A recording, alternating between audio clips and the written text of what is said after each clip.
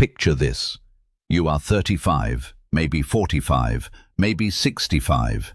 Every single morning the alarm sounds and you rise, dress yourself, go through the motions of a day that looks perfectly ordinary from the outside. You speak to people, you eat your meals, you return home. And yet, somewhere beneath all of it, something feels deeply wrong. You are exhausted without a clear reason. You have built a stable life, yet your soul feels like an empty room.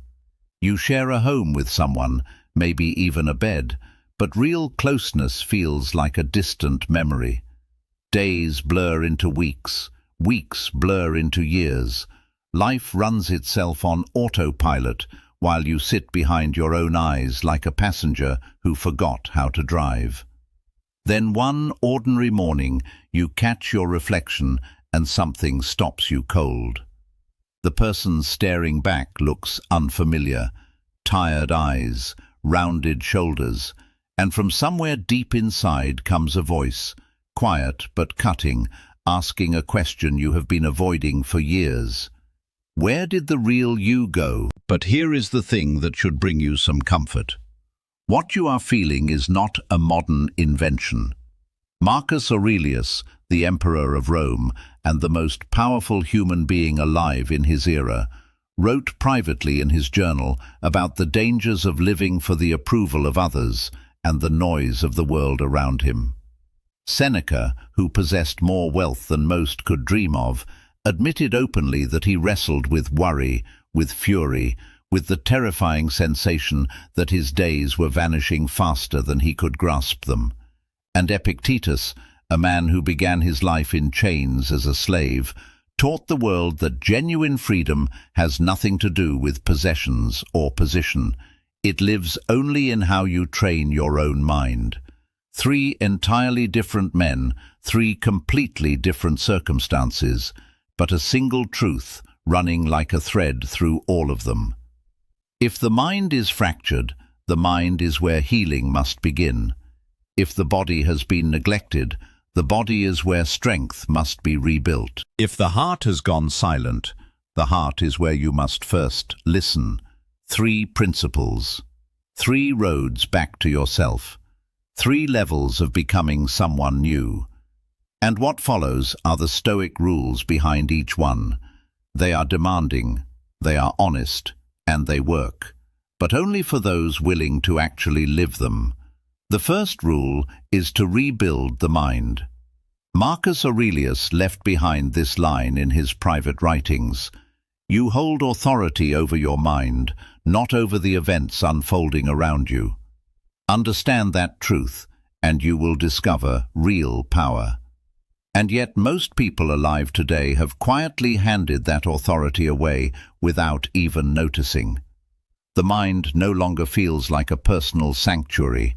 It feels like a crowded public square, flooded with outrage, comparison, distraction, and noise that never fully goes quiet. You open your phone before you open your eyes in the morning. You consume other people's opinions before you have formed a single thought of your own. And slowly, almost invisibly, the inner voice that once spoke your truth goes silent beneath all that noise. The mind that was meant to be your greatest tool has become a space that other people's agendas fill. To reclaim it, you must begin with what you feed it. The mind cannot produce clarity when it is surviving on garbage. A body fed on processed junk cannot run with strength or endurance. In exactly the same way, a mind fed on digital noise cannot think with depth or produce genuine insight. So here is a real challenge. For 7 consecutive mornings, give the first 30 minutes of your day to something that actually builds you. Read the words of those who have faced genuine hardship and emerged with wisdom. Study the lives of people who rebuilt themselves from nothing. Learn something that makes you sharper, calmer, and more capable of navigating difficulty. Stop calling it reading and start calling it training, because your mind is either the most powerful weapon you will ever carry or the most confining prison you will ever inhabit. And every piece of content you consume, every thought you entertain, every reaction you permit yourself is a vote for one or the other. The next layer of rebuilding the mind is finding a new direction to aim at. Most people move through life saying they want to be happy or successful, but the Stoics understood something those words miss entirely. Happiness is not a destination. It is the natural byproduct of living in alignment with your values. So instead of asking yourself what you want to have, begin asking yourself who you are genuinely becoming. When a person says they want to lose weight, the focus lands on a result that feels far away. But when a person says they are someone who treats their body with respect and intention, action becomes natural because it matches identity. That shift is not about developing a new habit. It is about stepping into a different version of yourself entirely. Take a piece of paper and write those 3 words. I am becoming. Then finish that sentence, not with a future fantasy, but with the person you are actively choosing to be starting right now. Because transformation does not wait for a better moment. It happens in this moment, through this choice, then the next one. Beyond direction, the mind must be freed from the invisible walls it has built around itself. The thoughts that whisper, I cannot do this, I am simply not capable enough, I have already missed my moment. Those are not facts, they are chains. And the Stoics had a specific name for the act of agreeing with those thoughts. They called it assent. The moment you stop granting those thoughts your agreement is the moment the walls begin to crack. Write down the 3 beliefs that are quietly limiting your life. Then rewrite each one as a statement of something true and powerful. The thought that says, I never have enough time, becomes, I am learning to protect and direct my energy with purpose. The thought that says, I am not intelligent enough, becomes, I am actively developing every skill I need. The thought that says, it is too late for me, becomes, every single moment carries the possibility of a new beginning. Each sentence you rewrite is a small act of liberation. Each word is a crack letting light through the wall you built around your own potential. Make it a daily practice. Each morning, write 3 thoughts that give you strength and 3 that steal it. Catch the weakening ones as they appear throughout the day and replace them deliberately with something true. Each evening, sit quietly and ask yourself honestly whether your mind served you well today or quietly worked against you. This is not about forcing positivity. It is about thinking with the kind of discipline a soldier brings to the battlefield, steady under pressure, focused inside chaos, unmoved by the distractions constantly calling for attention. When you command your mind with that kind of intention, you begin to command the direction of your life. The second rule is to rebuild the body. Your body is not a vehicle you reluctantly carry around to get your mind from place to place. It is the foundation everything else rests upon. You cannot sustain a clear and disciplined mind while living inside a body you have abandoned. The Stoics grasped this long before modern science confirmed it. Marcus Aurelius wrote in his personal notes about the discipline of rising early each dawn, not because it came naturally or felt comfortable, but because he had committed to meeting life with intention rather than drifting through it on ease. Every meal you eat is a decision. It is either a step toward the version of yourself you are building, or a step back toward the version you are trying to leave behind. Before you sit down to eat, pause for a single, honest moment and ask whether this choice is moving you forward. Do not aim for a perfect diet. Aim for conscious awareness, because awareness repeated enough times becomes wisdom, and wisdom applied consistently becomes transformation. Every deliberate choice you make around food quietly rewires the relationship between your body and your capacity for self-discipline. Sleep is the part of physical discipline most people dismiss, as though ignoring it carries no cost. Seneca warned that the problem with human life is rarely that it is too short. The problem is the staggering amount of it we throw away. Every night you sacrifice genuine rest in exchange for another hour of screen time or distraction. You are borrowing against tomorrow's energy and paying interest you can't afford. No great thing has ever been constructed by a person running on exhaustion and mental fog. 7 to 8 hours of real sleep is not indulgence. It is a non-negotiable act of self-respect. When you sleep properly, your capacity for clear thought returns. Your emotional steadiness improves. Your willpower resets. Guard your sleep the way a craftsman guards the tools of their trade, because the quality of your recovery tonight directly shapes the quality of your performance tomorrow. Then there is movement, which is not merely about physical fitness. Emotion lives in the body. When emotion stagnates, so do you. If anxiety is sitting on your chest, walk until it lifts. If anger is burning through you, run until it has somewhere to go. If you feel disconnected and lost, pick something heavy off the floor and set it back down. Breathe until your heartbeat reminds you that you are still here, still capable, still in this. Epictetus, who lived with a physical disability, taught that nothing of real value comes into existence quickly. So move your body every day, even if only for 20 minutes. No membership required, no equipment needed. Use the stairs, do push-ups, stretch on the floor of your bedroom, take a cold shower, and stay under it just a moment longer than feels comfortable. The movement itself matters less than the message it sends to your own mind, which is simply this: I am still the one in charge here. Every act of physical discipline, however modest, is a quiet declaration of authority over your own life. The Stoics also practiced something they called voluntary discomfort. They deliberately chose hardship, not because they enjoyed suffering, but because they understood that choosing difficulty makes you stronger, and choosing ease over time makes you fragile.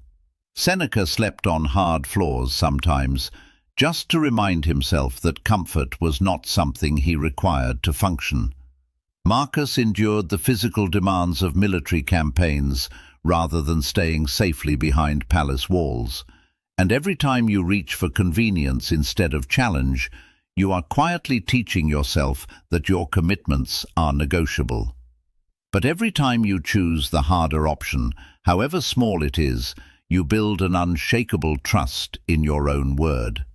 Start with something small, one additional glass of water, the cold setting on the shower, 10 minutes of walking, a handful of vegetables in place of something you would usually reach for automatically.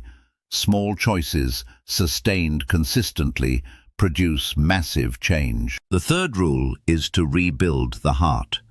There are people whose external lives look completely fine: stable work, reasonable relationships, nothing obviously broken, and yet inside there is a hollowness that none of it fills.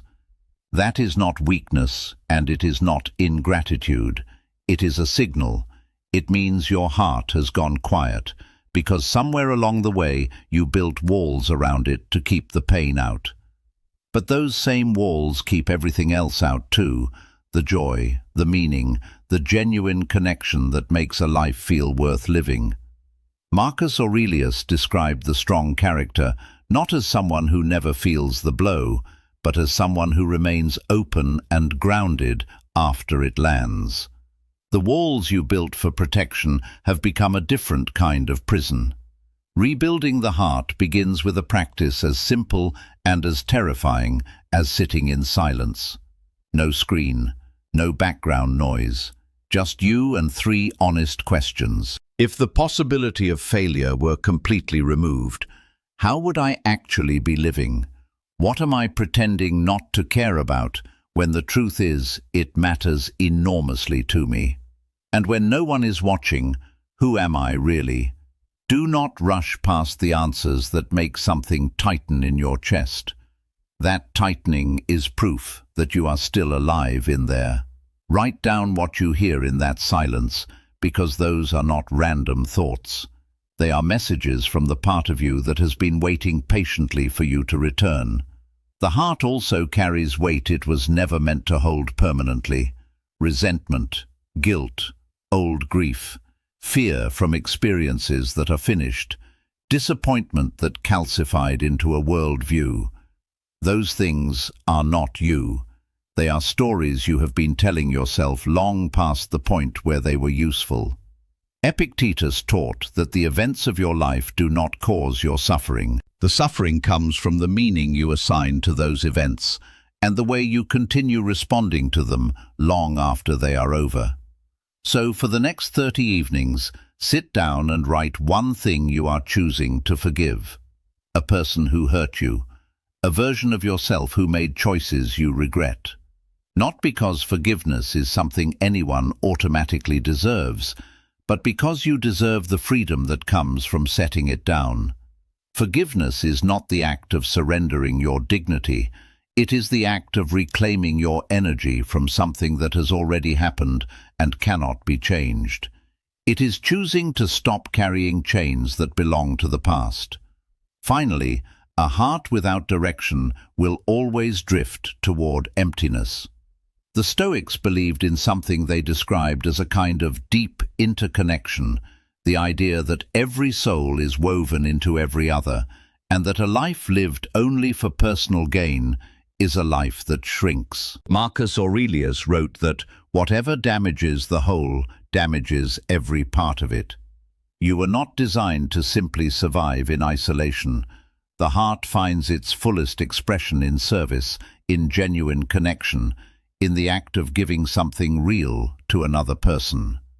Purpose is not a thing you discover by waiting for it to arrive. You build it through action. Pay attention to the moments when you feel most fully yourself. When you help someone work through something difficult, when you make something with your hands or your mind, when you teach, when you share, when you show up for someone who needed you. Those moments are not accidents. They are arrows pointing toward what you are meant to be doing with your time here. Begin small, one real act of help, one sincere expression of care. Do not wait until the gesture is grand enough. Begin with sincerity and let it grow from there. A heart that gives consistently does not run out. It expands. It deepens. It becomes something no amount of ordinary hardship can hollow out again. These three rules are not separate. They are a single system moving in a circle. A trained mind gives the body a direction worth moving toward. A disciplined body provides the strength and stability the heart needs to stay open. And an open, purposeful heart generates the fuel that keeps the mind engaged and alive. The mind is the compass, the body is the vessel, the heart is the fire. Let one of them collapse and the whole journey falters. But when all three are tended with daily intention, something extraordinary begins to emerge. Marcus battled his own anxiety. Seneca doubted himself repeatedly.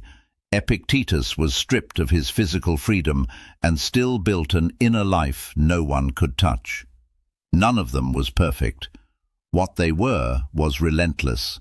One day, one choice, one step forward. That was enough to change not only their own lives, but how human beings have understood strength and dignity for thousands of years since. You do not need to be perfect either.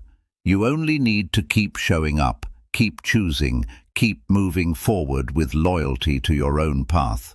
Consider a man named James, who a few years ago found himself at a complete breaking point.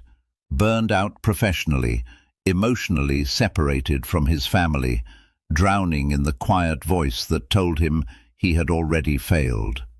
One morning he decided to try the Stoic path. He began with his mind, trading his morning scroll for 30 minutes with Marcus Aurelius. He moved to his body, cold water each morning, daily runs, sleep treated as sacred. Then finally he turned to his heart, choosing to forgive his father for old wounds, volunteering at a local shelter, relearning how to connect through giving rather than getting. Months passed. His life did not simply rearrange itself. Something deeper changed. The energy he carried shifted. He stopped reaching for happiness and started embodying it through his choices.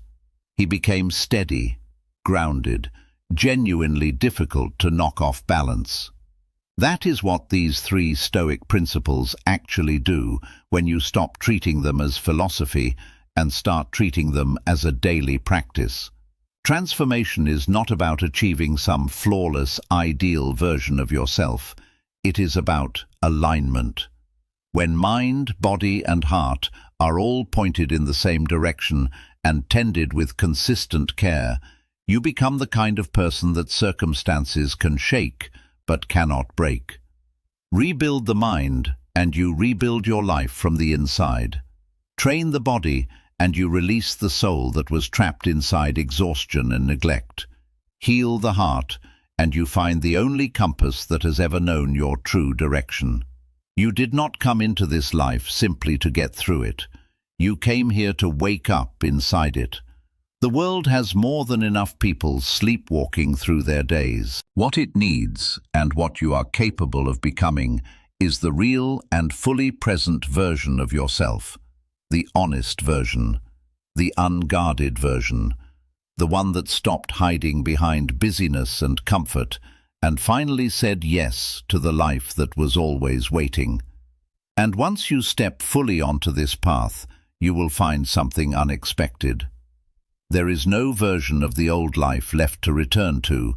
It dissolves behind you. All that remains is the new one, open and waiting, asking only that you rise to meet it.